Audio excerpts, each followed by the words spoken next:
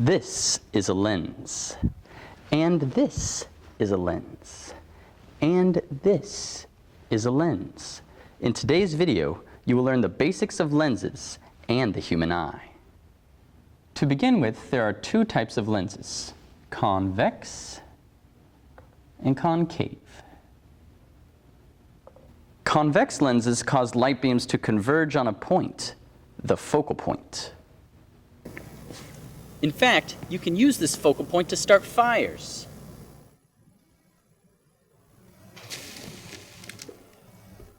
Even the word focus means fire in Latin. Concave lenses cause light beams to diverge and don't have a focal point. Well, they do, but it's imaginary.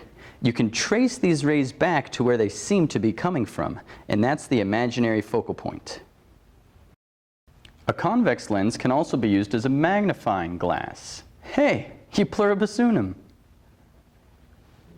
But a concave lens has a magnification of less than 1, causing objects to always look smaller.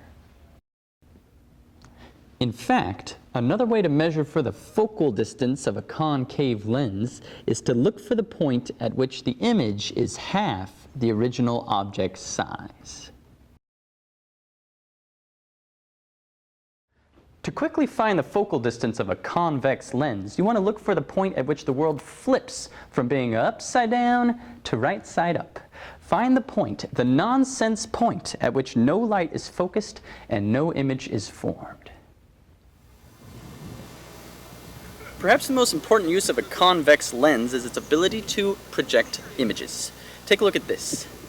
The problem is, these images always appear upside down. Hey look! Royce Hall. The same thing happens with the human eye. We're going to be looking at the skeleton using this human eye model.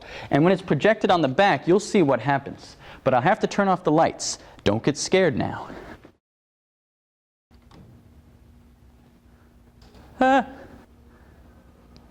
When light enters the eye, the convex lens focuses it on the retina in the back of the eye. This image is, of course, upside down. You probably have long since forgotten those blurry few months during infancy during which you trained your mind to see properly. The human eye actually contains two lenses, one on the outside and one on the inside. The one on the outside is called the cornea, and you can feel your own cornea by closing an eyelid and putting 2 fingers over it and looking left and right. That little bubble you feel moving around is the cornea, the outside lens. The lens on the inside of the eye is called simply the lens, and it changes shape based on your focus, whether you're focusing on close objects or far away objects. And this opening here is called the pupil. It can constrict to let in less light on a bright day. But what do you think this will do? The cat eye pupil. How do you think that will affect an image? Here, the image of a light bulb is being produced on the retina of this human eye model. When I insert the cat's eye pupil, the effect is only to dim the image. It does not destroy it. You see, just because I block some of the light that's going through doesn't mean that I destroy the image.